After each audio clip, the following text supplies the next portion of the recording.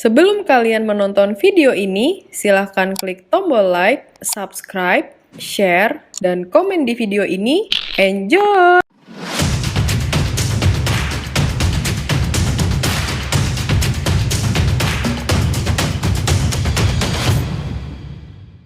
RMC.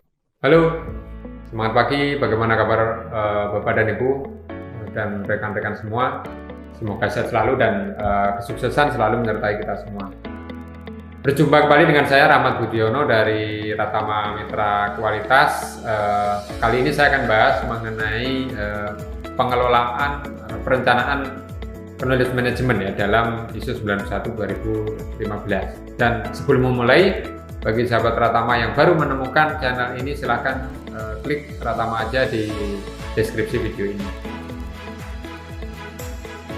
Berbagai organisasi atau perusahaan ya, baik swasta maupun pemerintahan, sering mengalami kesenjangan keterampilan dan pengetahuan tertentu dari para penerus ya, ketika seorang senior yang piawai ya, dalam eksekusi strategi tidak lagi terlibat pada kegiatan operasional.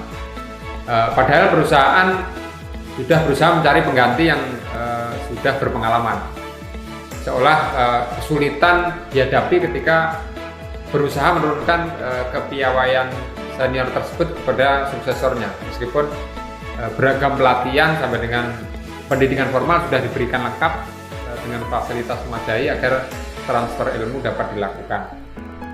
Nah, ternyata pengetahuan dan keterampilan tidak hanya dapat diperoleh dari pelatihan saja ya, atau dari pengetahuan eksplisit yang mudah terlihat dan didapat ya, misalnya yang kita peroleh dari universitas, disahkan melalui berbagai eksperimen, dituliskan dalam jurnal atau di buku-buku yang sah ya, untuk dipelajari dan dijamin kebenarannya.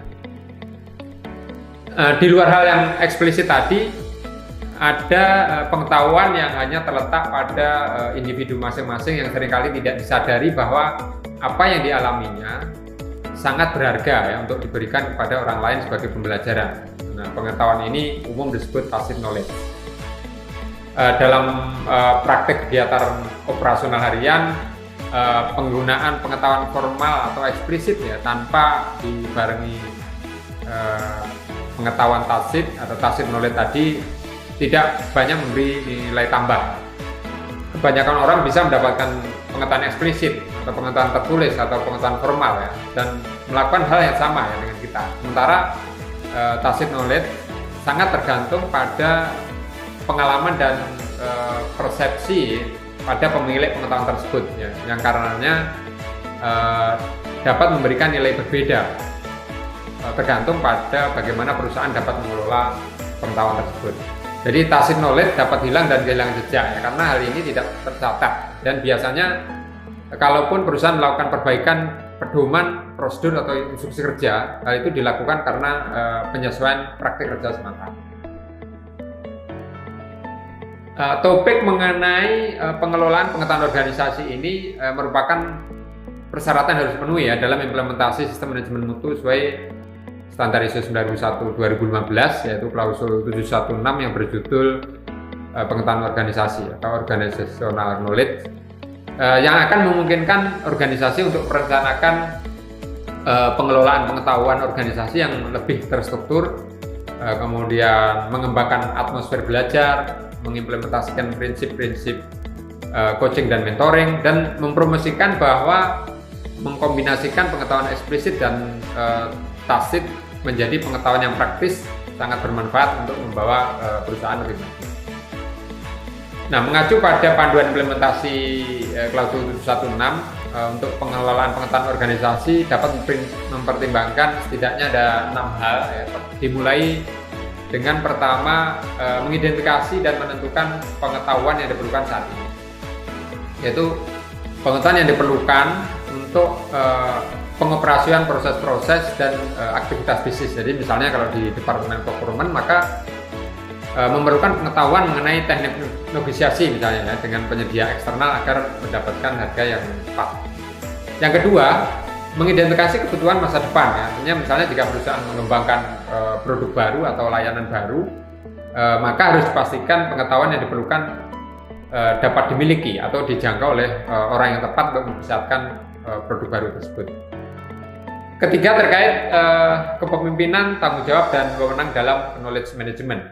Ya, menangkap dan mendistribusikan pengetahuan tertentu ini harus dimasukkan dalam kegiatan manajerial dan secara cukup didukung oleh manajemen puncak, karena pengetahuan adalah bagian dari sumber daya. Ya. Pengetahuan tidak boleh hanya disimpan di orang-orang tertentu ya, karena posisinya.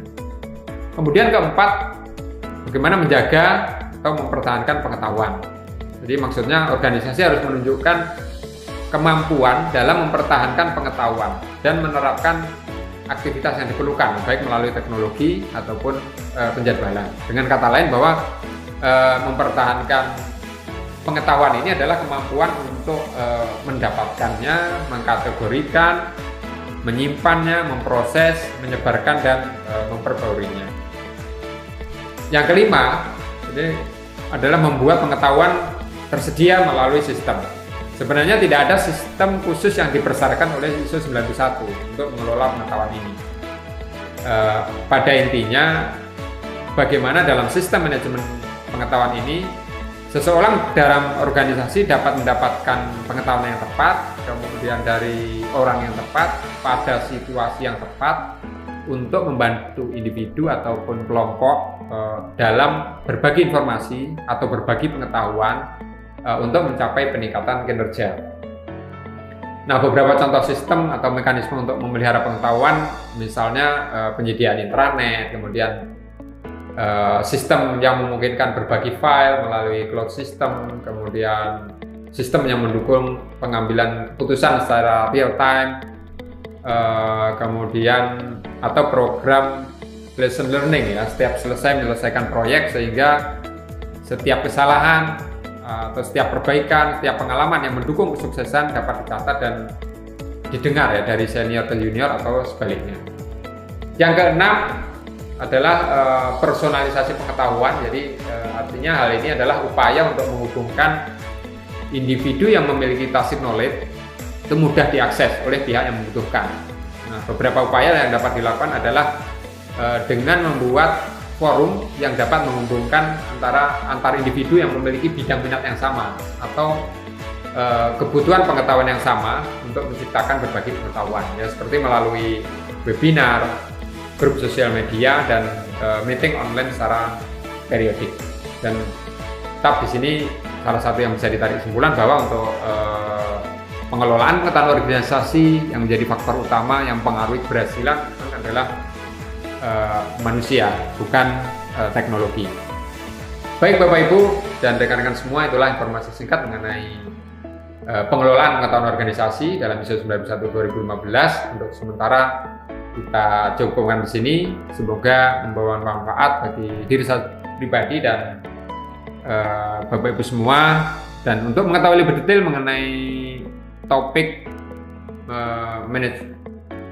pengelolaan pengetahuan organisasi atau format dokumentasinya dan ISO 91, dapat mengikuti pelatihan-pelatihan yang diselenggarakan Pratama Mitra Kualitas terkait sistem manajemen mutu seperti awareness ISO 91, kemudian teknik identifikasi risiko peluang, mencegah defect dengan FMEA dan control plan, kemudian menjadi auditor ISO 91 atau menjadi lead auditor ISO 91 sesuai panduan audit ISO 19011/2018, dan terus ikuti juga update di seluruh channel sosial media kami. Jangan lupa klik Pratama aja, atau sahabat Pratama juga bisa kunjungi website kami yang linknya sudah tersedia di deskripsi video ini.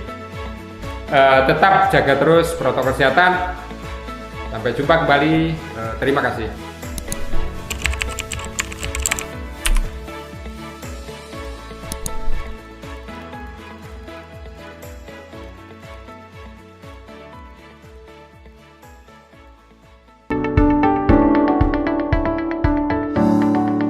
Thanks for watching. Drop a like, leave a comment, and don't forget to subscribe.